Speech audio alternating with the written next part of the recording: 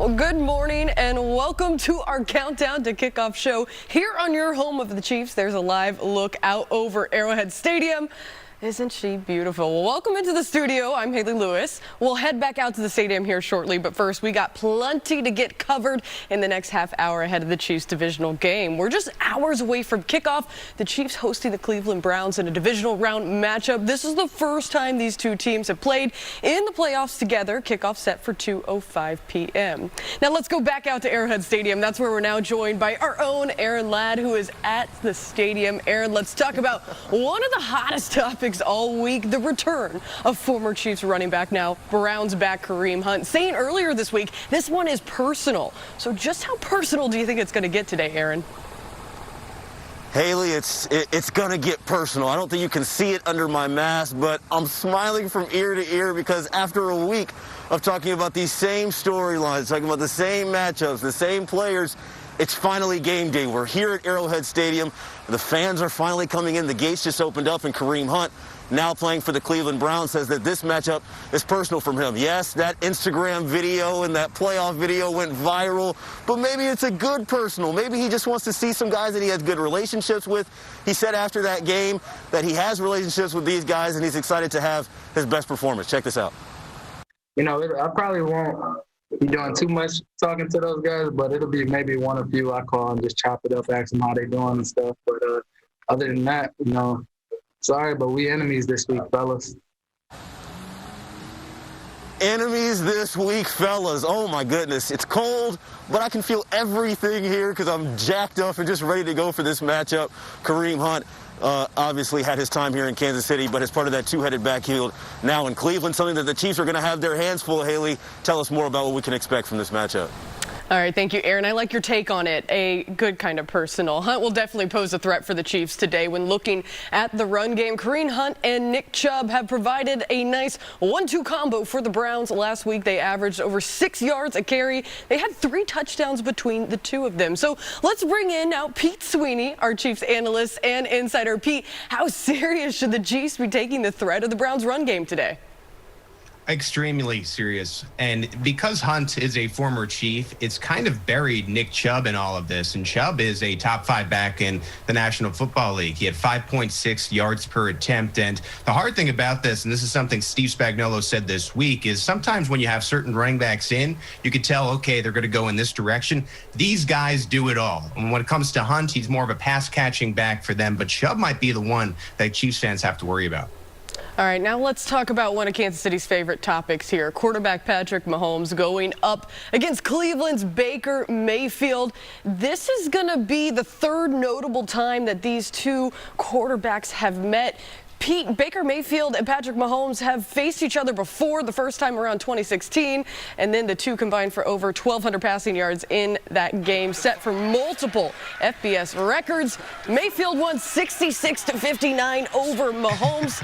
Now, the second time they met, that was in the NFL back in 2018. Mahomes got the better of Mayfield in that one. Mahomes had nearly 400 passing yards and 3 touchdowns for a 37-21 victory. Mayfield had 300 yards and 2 touchdowns. They both remember it very well. Be able to play on this stage it's going to be special, and I mean, he went to Oklahoma, went to Texas Tech, so he got the better of me in college, so I'll try to do my best to win in the NFL. Pat threw the ball, I don't know, 80-something times and had 800 yards all-purpose by himself, and it was an unbelievable game, unbelievable atmosphere. Just the back and forth was something that I won't forget. All right, so they got some history, Pete. Who do you think has come away with the upper hand today?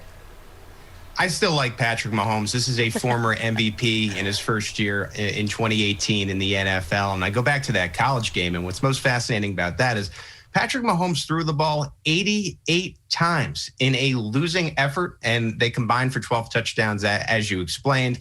Met up in the pros in 2018. That was a little bit different because Baker Mayfield had a head coach then that was Hugh Jackson, and so this is a completely different team under Kevin Stefanski. I like that take, Pete. We're going to go with Patrick Mahomes in this one. It's already time to take our first break of the show, but when we return, we're going to check in with defensive tackle Chris Jones as the countdown to kickoff rolls on. But first, another live look out at Arrowhead Stadium. We're getting ready as the countdown to kickoff rolls on.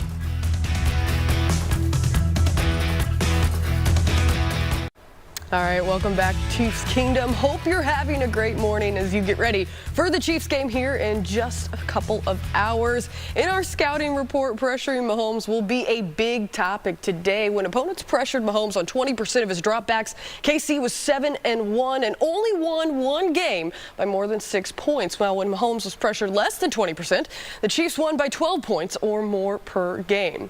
All right, it is time to bring in our own Aaron Ladd again, joining us live from Arrowhead Stadium. Aaron, you got to speak with defensive tackle Chris Jones earlier this week about how the Chiefs sometimes are looking bored on the field. How did he react to that question? Oh, man, that's kind of been the talk around town, right, is that the Chiefs can kind of sleepwalk their way through a lot of these regular season games because, hey, they know they're better than this. They know they are going to be judged by what happens in January and not necessarily what happens in October. And, of course, that streak of 7 games won by 1 score or less didn't really help a lot of things. So the whole talk coming into this week was, well, now it's time to flip the switch. Now it's time to turn it on. You've been bored all year. And as soon as Chris Jones heard that and said bored, he said, wait. This is what he said. Check it out. You can't worry about the games ahead or the games that's behind. You got to worry about the game in hand. And you can't get bored in this league, man. You get bored, that's how you get your kicked. No one is getting bored. You get bored, you get your butt kicked, we'll say. Let's hope the Chiefs come out with a little sense of urgency today with Baker Mayfield and his team playing at an all-time level and excited to get their first playoff win. Now a different test here with the Kansas City Chiefs, Hayley.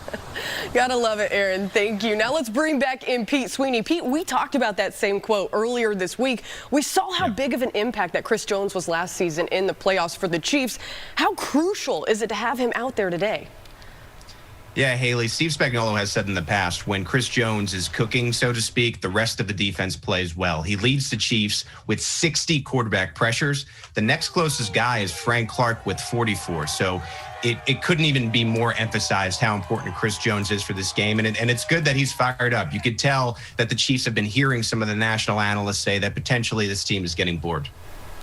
Well, hopefully they do not get bored on the field today. Thanks, Pete. Let's talk about former Chiefs and Browns general manager John Dorsey. Drafted Chris Jones, actually, and also had his finger on both of the former rosters, drafting both starting quarterbacks and a handful of others. Now, Dorsey's impact can be seen on both rosters. 15 draft picks among the two teams, 12 free agents, and 5 trades remaining after his time in both spots. Pete, which side of Dorsey's roster do you think is going to get the win today?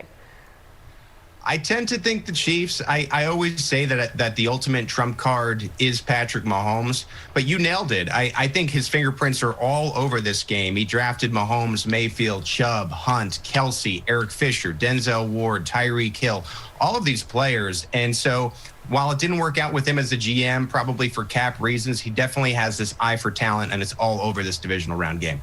All right, the Dorsey Super Bowl today. Now let's talk about Mahomes. He's played against Browns defensive coordinator Joe Woods 3 times. The quarterback is averaging around 300 yards, almost 2 touchdowns, and almost 2 sacks in those meetings.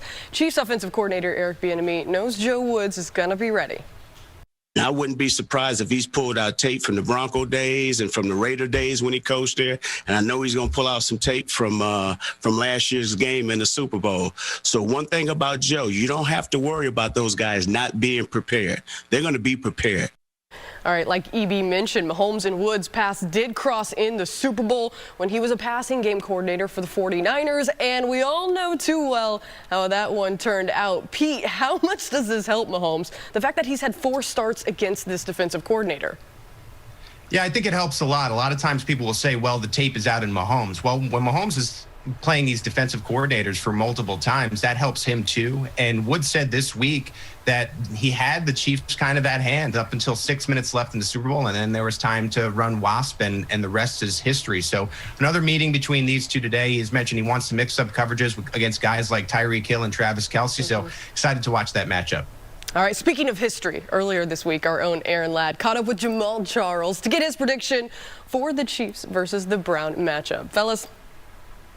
Chiefs been averaging, 30 points a game, 35. So I know I keep in that range with 35 or 30, and the Browns kind of like they've been the last couple of 2 games they've been averaging around in the 28. So probably like 35 to 20, 27, 28. All right, you heard it from a Chiefs legend, so that means it has to come true, right? Well, we're only halfway through our countdown to kickoff. When we return, we're going to break down playoff Sammy and who will have to step up without him in the lineup today when the countdown to kickoff rolls on. But first, another look live out at Arrowhead Stadium. Fans getting ready for this one. We'll see you guys after the break. All right, welcome back to our countdown to kickoff show here on your home of the Chiefs. Look at Arrowhead Stadium. Good morning, people getting ready for that game. Let's talk some more about someone fans unfortunately will not be seen on the field today. That's Chiefs wide receiver Sammy Watkins. The veteran wideout's impact will definitely be missed in the playoffs. Watkins has had some impressive numbers, most notably in the Chiefs AFC title game last season against the Titans. He had 114 yards on 7 receptions.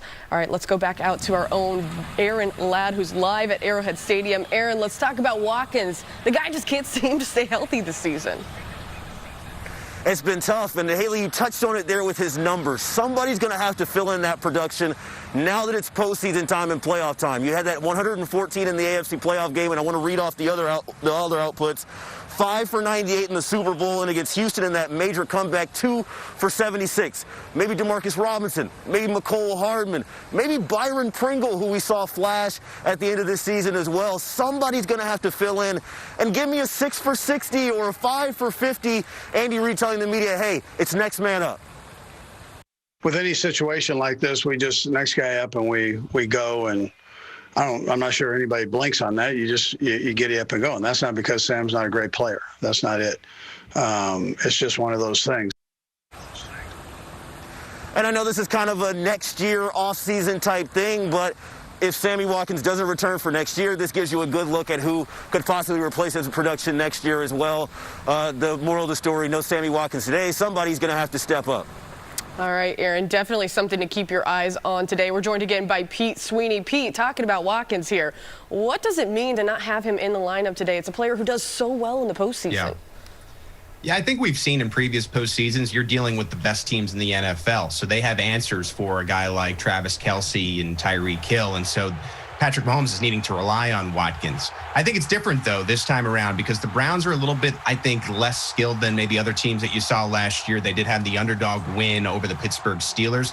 For me, what's more concerning would not be having Watkins next week against the Buffalo Bills. I know you don't want to look ahead, but to me, way more important than in that game than this game right now. Well, like you mentioned, at least one of Patrick Mahomes' favorite targets is going to be on the field today. That's Chiefs tight end Travis Kelce. Looking at our divisional scouting report, over 75% of Travis Kelce's receptions have come out of the slot position. That also includes 8 touchdowns. The Browns' defense has allowed 14 receiving touchdowns from the slot position this season. Looking at those stats, Pete, how big of an impact can Travis Kelce be in this game today? There's nobody in the NFL like Travis Kelce. Finished number 2 in receiving yards. If it wasn't for Stephon Diggs of the Buffalo Bills, he might have been the first tight end in NFL history to finish first in the league in receiving yards. And he's just the ultimate mismatch. And our guys at arrowheadpride.com have identified that the Browns do struggle with the middle of the field. And that's where Travis Kelce does his best work. I think he's going to be a significant problem for the Browns today. All right, this is good news for Chiefs Kingdom. And if he doesn't throw it to Kelce, it's likely going to be to the cheetah, right? The Chiefs have won their last 6 games with Tyreek Hill has touched a touchdown of 40 yards or more. Can the Browns, Pete, take on both Tyreek Hill and Travis Kelce? Well, the best potential answer for Tyreek Hill is cornerback entering the lineup for the Browns is Denzel Ward, who's back off the COVID list. But COVID hit him pretty hard. He said that on Wednesday of this week, and they had to bring him back slowly. And if you're coming back slowly, you really don't want to be against the fastest player maybe we've ever seen, maybe in the NFL. And so that is a matchup to watch for me as well. All right, Pete, thank you. We will see you again shortly in the show. Here are the coverages the Browns defense have run the most this season. Cover 1, near 28% of the time. Cover 3, in the same range. Cover 2, only 16% of the time. And the Browns blitz almost 20% of the time. Sports director Mick Schaefer caught up with NFL Network analyst Steve Mariucci to get his prediction for the game. You got a confident team in the Chiefs that have been there, done that, and expect to do that. Then you got this other team from Cleveland that just hasn't been there, done that, okay? They're just like, they're newbies. They're like, whoa, we're like winning a playoff game in Pittsburgh, and now we're going to go to Kansas City and Arrowhead. Are you kidding me? Pinch me, somebody pinch me. But they're kind of a salty bunch. I mean, they're a blue collar. Seems like they're not just happy to be there. I think we saw that in the Pittsburgh game. Yeah, I think so. I think now they gain so much confidence that they'll come in and expect to win. I think they're going to try to punch the Chiefs right in the mouth and try to out-physical them. That's kind of their MO, right?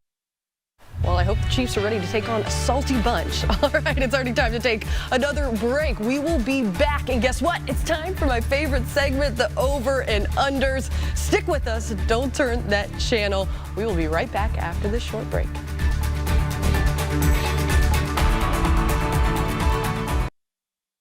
All right, welcome back. Another live look out at Arrowhead Stadium. Now let's talk about Chiefs running back Clyde Edwards-Helaire, who practiced on Wednesday in limited role but did not practice on Thursday or Friday. He's listed as questionable for the game today. We're going to find out shortly if the rookie running back will be on the field. With that being said, though, it's time to transition to my favorite part of the show, the Over and Unders. Please welcome back in my dream team, Pete Sweeney and Aaron Ladd. All right, fellas. Let's get into this one. First up, Mahomes over or under 2.5 passing touchdowns. Peter, kick it off. Yeah, you know my rule, Hayley. Whenever you offer me a Mahomes over-under, I'm hammering the over, and that's the case today. I think over 2.5 touchdowns for me. All right, Aaron? It is no shock to me that time after time, show after show, Pete takes the over, and we still ask him the same question. I'll take the under. All righty, fellas. Patrick Mahomes has 13 touchdowns in his last 4 playoff games, so I agree with you on that one. Next question, over or under? Baker Mayfield, 250.5 passing yards against the Chiefs today. Aaron, we'll start with you. I'll go under. I think the Browns' recipe to win is running the football and a heavy diet of Nick Chubb and Kareem Hunt, so I think that takes a little bit off Baker Mayfield's total. I'll go under. Ooh, I love it. Peter, you sticking with him? No. So, yeah, the recipe may be to come in and rush the football, but the Browns might find themselves down early in this game, so they may need to pass to get back into it. I'm going to take over 250. All right, well, Mayfield has had 263 passing yards last week and 3 touchdowns against the Steelers. But who cares? Moving on, over and under. The Browns rush for 150.5 yards against the Chiefs. Peter, what you got? I believe in the Chiefs' rush defense, and so I'm going to stick under here, although these are 2 very, very, very talented running backs. But I'm believing them in them today. I'll take the under. All right, Aaron, quickly, over or under? Yeah, I'm going to go over just because I have to disagree with Pete on literally everything we're talking about today, so I'm going to go over. Well, the Browns are 6-0 this season when they rush for 150 yards or more. Kansas City gives up about 122 on average. Now we're moving on, over and under. The Browns get 1.5 sacks against the Chiefs' offensive line. Aaron, what you got? Oh, man, I'm just getting painted as the villain here today. I'm going to go over again. The Chiefs have been mismatching their offensive line all year. They can sack Patrick Mahomes twice and still lose. Peter, agree or disagree? Hate to agree with Aaron, but Myles Garrett is a game wrecker, and I agree about his point on the offensive line. I'm unfortunately taking over. Fellas, we got one more question to get to. Over or under? Tyrann Mathieu has 1.5 interceptions later today. Pete? Take over. Why not? This is a tough one, but I'll take the over. I believe in the Honey Badger. All right, Aaron, you got the Honey Badger? Under, but he gets one to seal the win. I love it. Mathieu has 4 interceptions in his last 6 games. Guys, thanks so much for joining us today. And thank you for being with us on our countdown to kickoff. We're now just under 4 hours away from kickoff. The Cleveland Browns versus Kansas City Chiefs in an AFC divisional round. It kicks off at 2:05 p.m. That's all the time we have for in our show. Make sure you join us later on tonight at 5 and 10. We'll bring you more Chiefs coverage plus an exclusive post-game one-on-one. Don't forget about Sunday's sound off after the 10 p.m. news as well. Chiefs Kingdom, enjoy the game. Have a great rest of your day. We will see you later on.